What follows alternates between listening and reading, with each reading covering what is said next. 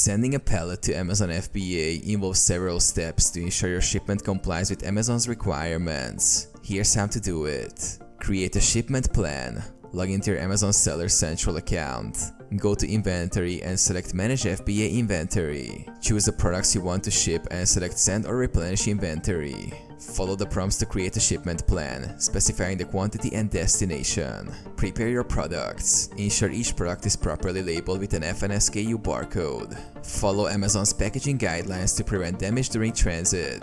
Palletize your shipment. Use standard 40-inch x 48-inch wooden pallets. Stack boxes securely, ensuring they are even and stable.